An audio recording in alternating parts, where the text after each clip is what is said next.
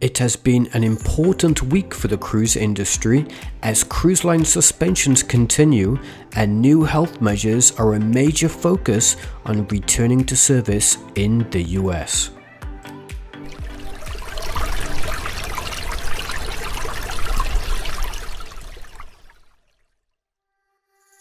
Hi there everyone, this is Emrys from cruisehive.com.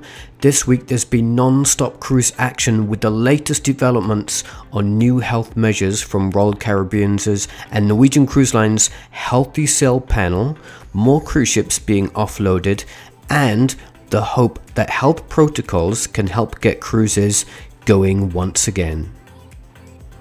The Healthy Sail panel, which has been jointly set up by Royal Caribbean and Norwegian Cruise Line, has finally submitted its health and safety recommendations to the US Centers for Disease Control and Prevention. The 65-page report that's also been sent to other relevant authorities details new health measures to safely allow cruise operations to resume. There are 5 areas of focus to make sure guests and crew remain safe and healthy at all times during any cruise. Included in these areas of focus are testing, screening, exposure reduction, sanitation, ventilation, response, contingency planning and execution, destination and excursion planning, and finally, mitigating risks for crew members. You can check all the details of these new recommendations over at cruisehive.com.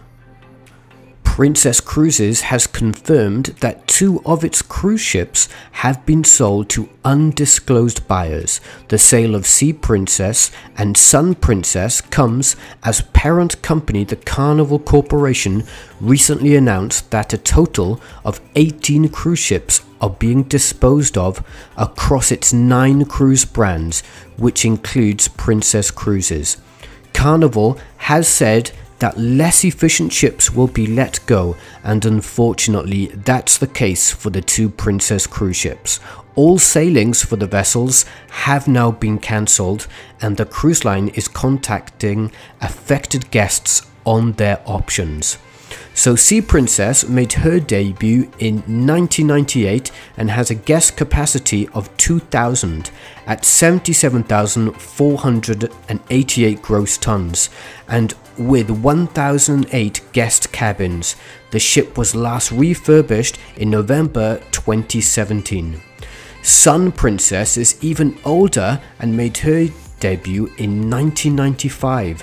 The ship is 77,441 gross tons with a guest capacity of 2,000 and she was last refurbished in July 2018. The Cruise Lines International Association, which is also known as CLIA, has announced new mandatory health protocols that will be implemented by its cruise line members that actually represent 95% of the industry. The new protocols are thanks to work done by member lines such as Royal Caribbean's and Norwegian Cruise Line's Healthy Sail panel, MSC Cruises Blue Ribbon Group, and Carnival Corporation's health experts. So the new mandatory measures are testing, 100% testing of passengers and crew for COVID-19 prior to embarkation.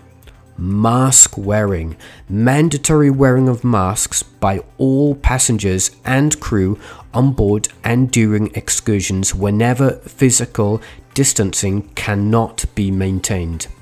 Distancing, physical distancing in terminals, on board ships, on private islands and during shore excursions.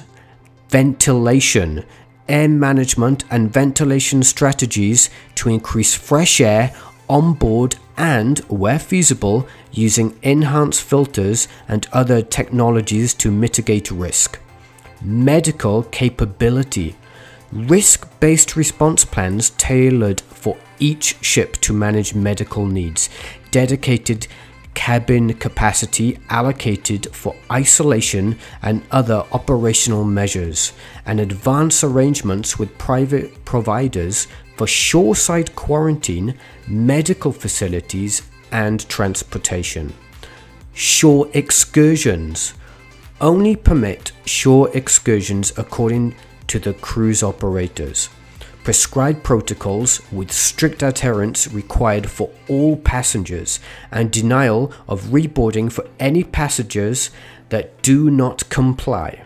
So this doesn't mean that cruise lines won't still introduce their own additional measures when more cruise ships begin sailing again, especially from the United States.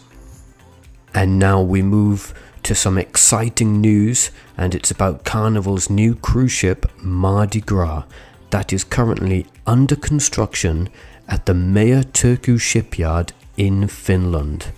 The cruise line released some new details about the Grand Central Atrium, a space that is part of 6 themed zones on the new Mardi Gras cruise ship.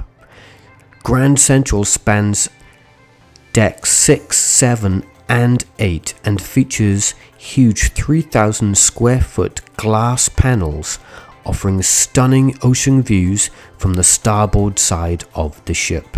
The venue will be a nice relaxing place where guests can enjoy drinks and even get involved in trivia activities. At night, Grand Central becomes a hub of entertainment with a range of live performances and spectacular events. Talented performers will interact with 16 LED screens that will display video and special effects. These new visually created performances will be detailed in the future, and we can't wait to find out more. Overlooking Grand Central then will be a multi-level Grand View bar, which is multifunctional dining and entertainment space. Down on the main level will be the center stage bar, and nearby will be the Java Blue coffee shop, cherry on top, along with access to the casino and retail shops. Guests will be able to start enjoying this stunning new space once the Mardi Gras has made her debut from the new Carnival Terminal at Port Canaveral on February the 6th, 2021. Royal Caribbean has announced changes to 5 cruise ships for summer 2021. This includes new home port options and more enhanced itineraries. Adventure of the Seas, which was previously scheduled to sail from Copenhagen and Stockholm, will head for Barcelona to sail a mix of new 4- and 5-night Mediterranean itineraries to historic destinations in Italy, France, and Spain. Jewel of the Seas then, originally planned to home port in Amsterdam and Barcelona, will now sail from Copenhagen and Stockholm on 7-night cruises, calling on Northern Europe's picturesque ports in Finland, Estonia, and Sweden. Independence of the Seas, originally sailing from Fort Lauderdale, Florida, offering 3- and 4-night cruises, will now make the neighboring city of Miami her home for the summer season and offer a combination of 6- and 8-night cruises to the southern and western Caribbean, visiting far-flung islands including Aruba and Curacao. Vision of the Seas, previously planned to sail from Barcelona, will sail from San Juan, offering a new summer program from the island of Enchantment. She will offer 7-night Southern Caribbean itineraries to exotic destinations including St. Martin, St. Kitts and Nevis, Antigua, St. Lucia, and Barbados. Brilliance of the Seas will stay in Tampa for the summer, offering a new drive-to port for guests. She will sail 4-, 5-, and 7-night cruises to the Caribbean, elevating Caribbean summer sailings from Florida's west coast. Plenty to look forward to for 2021 from Royal Caribbean.